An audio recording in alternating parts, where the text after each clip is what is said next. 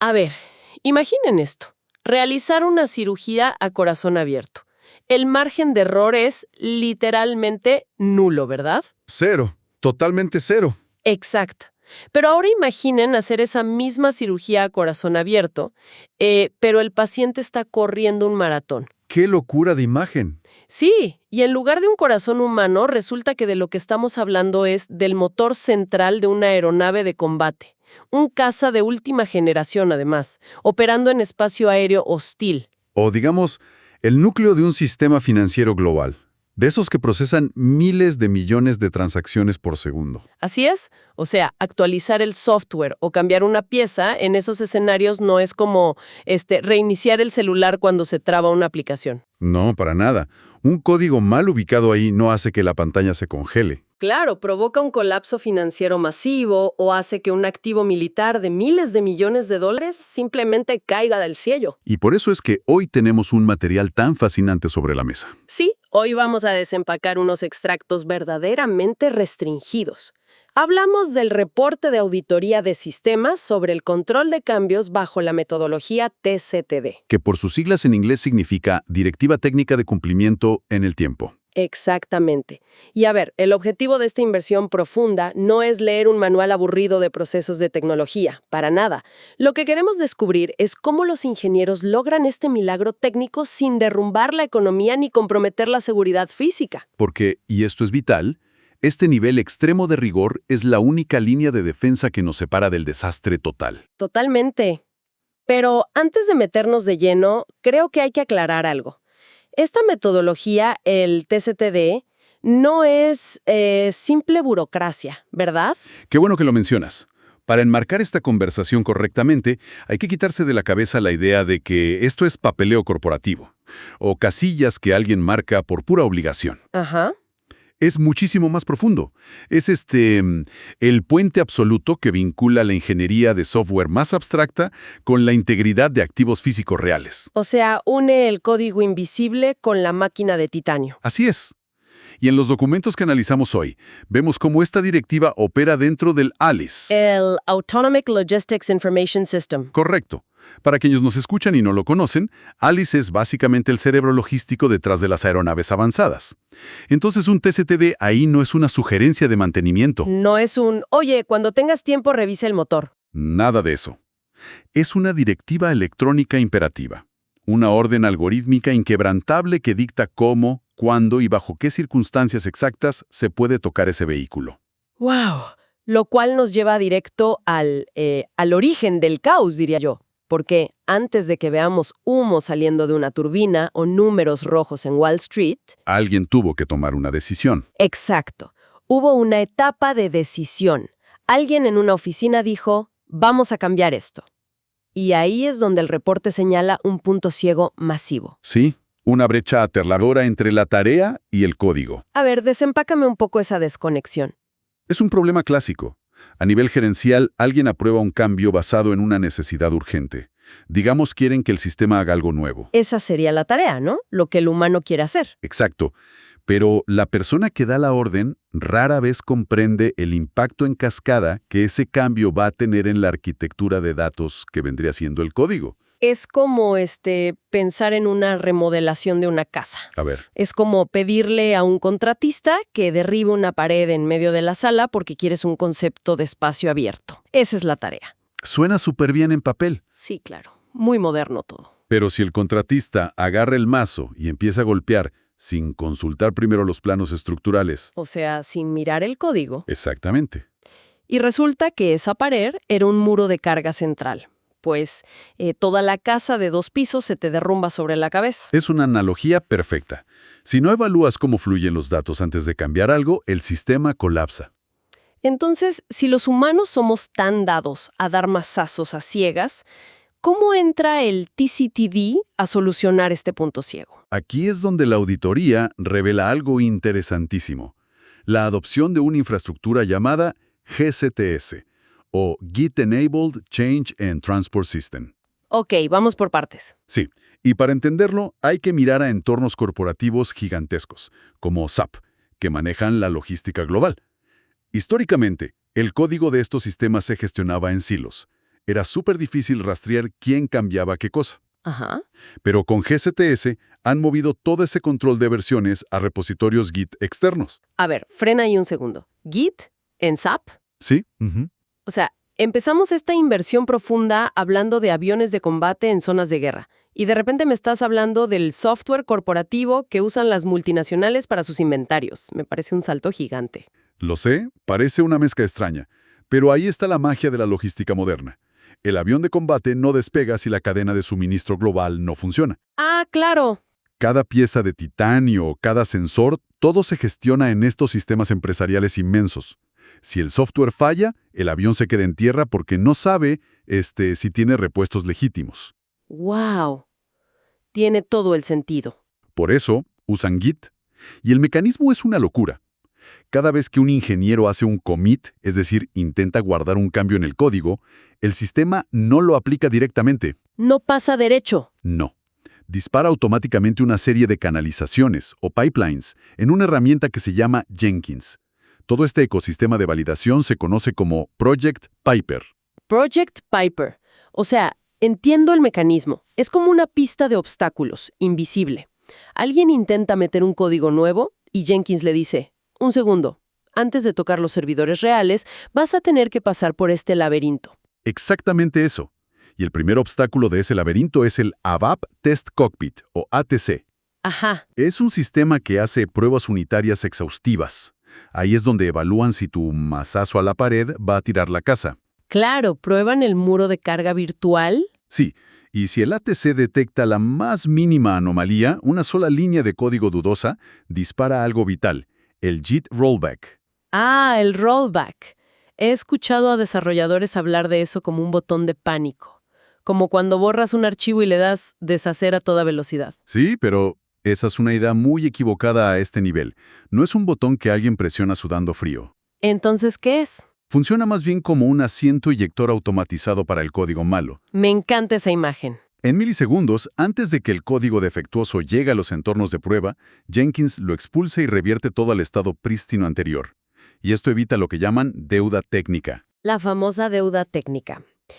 Mucha gente cree que eso es simplemente escribir código feo. Y no lo es.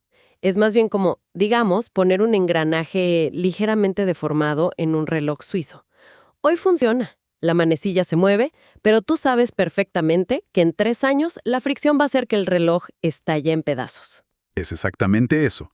La deuda técnica es el costo futuro de una solución mediocre en el presente. Y en misiones críticas la deuda técnica se paga con catástrofes. Totalmente. Y lo fascinante es que esto no se detiene ahí. Se integra con flujos basados en Python para gobernar un área muy frágil, los archivos YAML. ¿Archivos YAML? Bueno, para nuestra audiencia que no escribe código a diario, un archivo YAML es básicamente el mapa de instrucciones del software. Sí, la receta. Claro, puedes tener el mejor motor del mundo, pero si el YAML le dice al motor que inyecte agua en lugar de combustible, estás liquidado. Tal cual. Por eso la auditoría habla de gated check-ins. Son controles de acceso estrictos que usan scripts en PowerShell para crear barreras físicas en la red. Físicas. Bueno, arquitectónicas. Si el código YAML tiene una vulnerabilidad o intenta saltarse las políticas, el gated check-in literalmente le bloquea el paso, le impide alterar la producción. De locos. Pero a ver, pongámonos en el escenario ideal. Asumamos que Jenkins hizo lo suyo, el YAML está impecable y el código pasó todas las aduanas de seguridad. Ok, el escenario perfecto. El sistema funciona. Pero eso me genera una duda gigantesca sobre el futuro. Dime. Imagina que 6 meses después ocurre una falla o peor, les cae una auditoría gubernamental pesada. ¿Cómo demuestran retrospectivamente que no fueron ellos los que rompieron el sistema? Bueno. Porque si no podemos rastrear quién autorizó ese cambio y por qué, estamos volando a ciegas. Y ahí acabas de tocar la arteria principal de este reporte. La trazabilidad. Porque un sistema complejo que funciona de milagro sin registro es ilegal, básicamente. Es legalmente insostenible. El código puede ser perfecto, pero necesitas documentarlo. Pero seamos súper honestos aquí. En el 99% de los trabajos, la fase de documentar es la parte miserable del proyecto. Uy, sí, la que nadie quiere ser. Es el papeleo aburrido del viernes por la tarde. O peor, lo que le dejan a un becario meses después de lanzar el producto. Sí, sí, sí. Entonces, ¿por qué bajo la lupa de esta metodología del TCTD se le da un estatus casi sagrado a la documentación? Porque en esta liga, documentar no es archivar papeles para la historia. Este paso es un mecanismo de defensa legal en tiempo real. Defensa legal. Sí, esto es escudo. Demuestra que la tarea inicial se hizo exactamente bajo los parámetros aprobados sin efectos secundarios. Y para eliminar esa pereza humana que mencionas, revolucionaron todo con el concepto Docs as Code. La documentación como código. Exactamente. Especialmente aplicado a la JTD, la Joint Technical Data. Espérate. ¿Me estás diciendo que tratan los manuales de supervivencia, las guías de los mecánicos, como si fueran líneas de software? Sí, así de radical. Pero, ¿cómo se ve eso en la práctica? No creo que estén programando manuales en lenguaje ensamblador. No, usan lenguajes ligeros, principalmente Markdown y generadores de sitios web como EncDocs.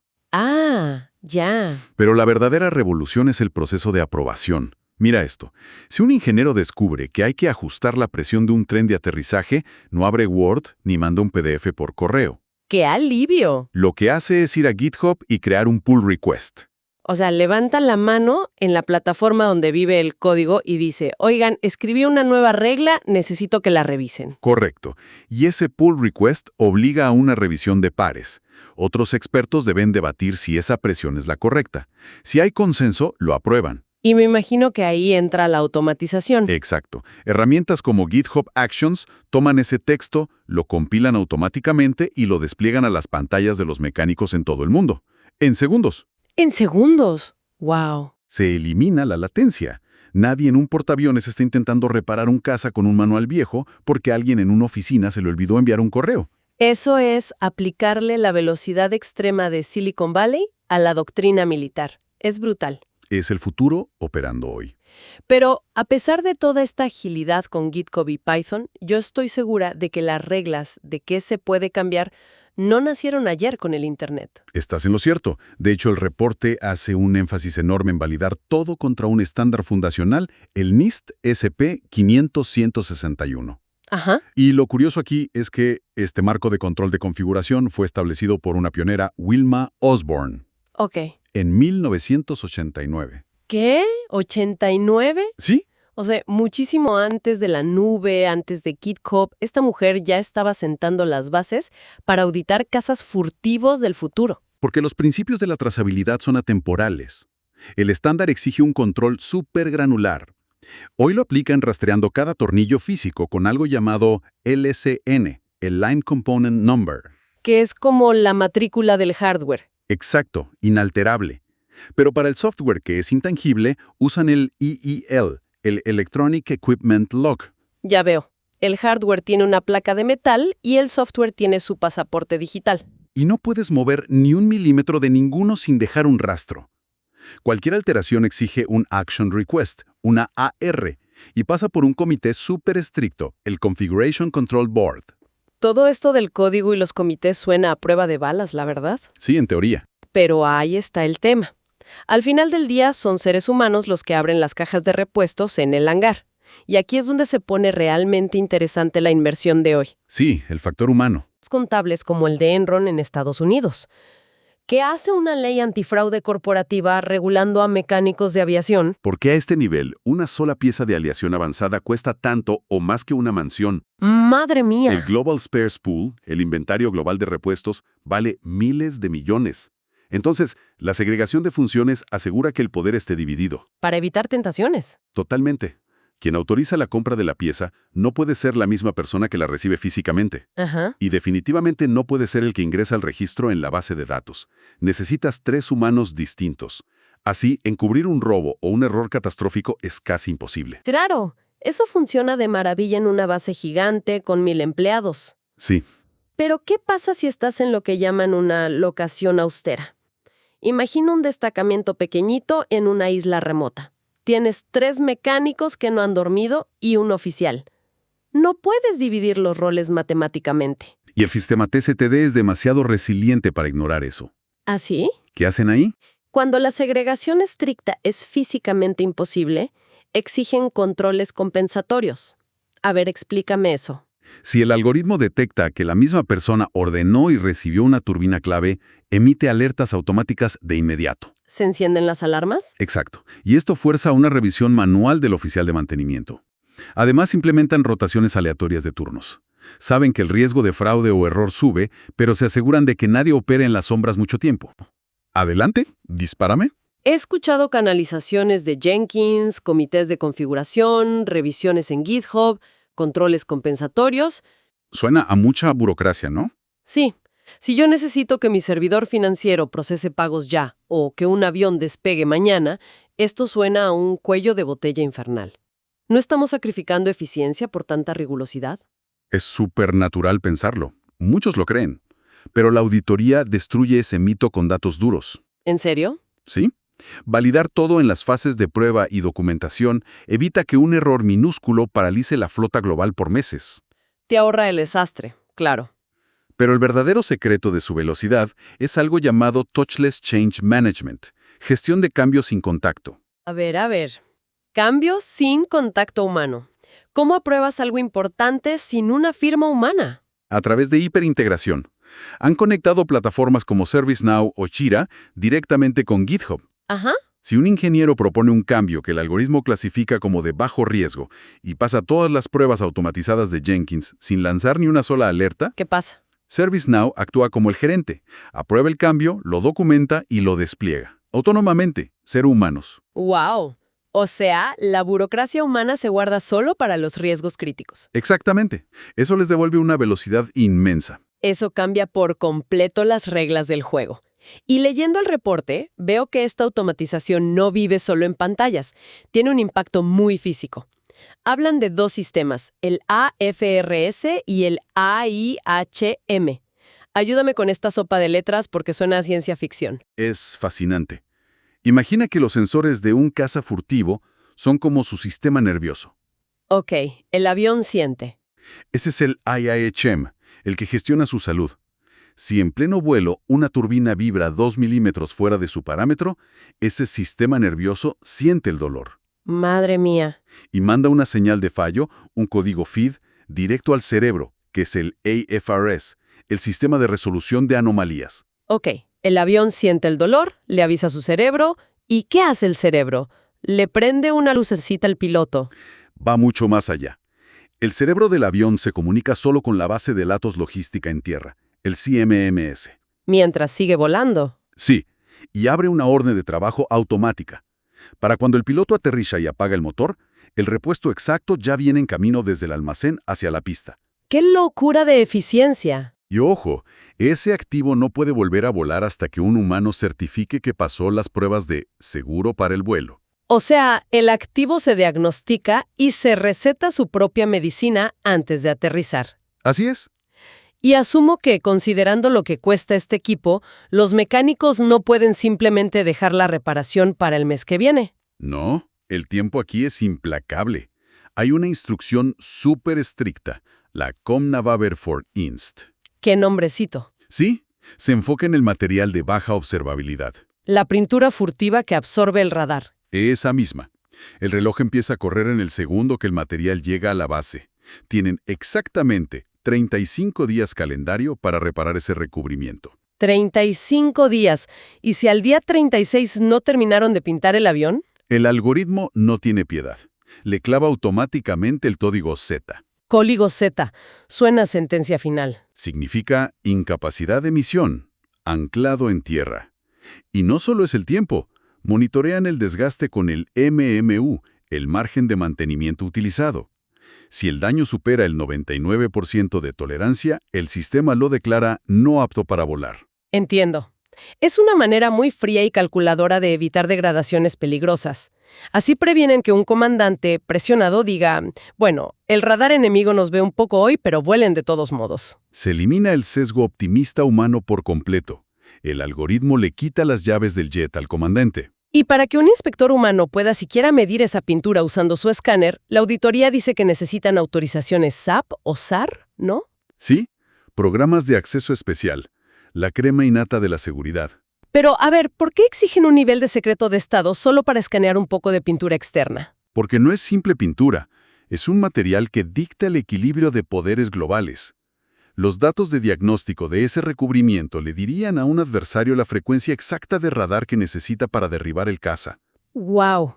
Un dato así, en manos equivocadas, es letal. Tiene todo el sentido. Entonces, ¿qué significa todo esto para quienes nos escuchan hoy? Si nos alejamos de los cazas militares y de GitHub, la lección central es clarísima. La verdadera agilidad corporativa hoy no viene de ir rápido y romper cosas. No, eso ya no sirve. Viene de codificar la gobernanza, tomar la pesadilla burocrática de las firmas y los manuales y volverla un flujo automatizado. Tratar tus documentos como código, dejar que ServiceNow apruebe la rutina y hacer de la rigurosidad tu mayor ventaja competitiva. Han demostrado que tener el control absoluto es el requisito previo para poder ir a máxima velocidad. Pero, y esto plantea una pregunta importante de cara a lo que viene. A ver, dime. Hemos hablado hoy de cómo la documentación es código y cómo sistemas preprogramados aprueban cosas solos. Ajá. Pero estamos entrando en la era de la inteligencia artificial generativa, que va a pasar en 10 años cuando estos ecosistemas logísticos le den las riendas a una red neuronal. Uy, claro. Hablamos de una IA que no solo detecte el fallo en la turbina, sino que escriba su propia actualización de código, redacte su manual en Markdown y se apruebe a sí misma el despliegue en milisegundos. Sin un solo humano en medio. Exacto. Si llegamos a ese punto donde el sistema se diagnostica, genera la cura y se inyecta la solución, ¿quién audita al auditor automatizado? Es una pregunta espectacular y francamente aterradora para cerrar nuestro análisis de hoy. Si la máquina hace los planos, tira las paredes y reconstruye la casa ella sola, ¿cómo sabremos si sigue siendo segura para vivir? Nos adentramos en un territorio fascinante. Queremos agradecer a nuestra audiencia por acompañarnos en esta inmersión profunda. Esperamos que la próxima vez que necesiten actualizar un sistema o aprobar un cambio en sus organizaciones, recuerden esto. Antes de dar el primer mazazo a la pared, asegúrense de que los planos estén auditados, versionados y protegidos. Nos encontramos en la próxima.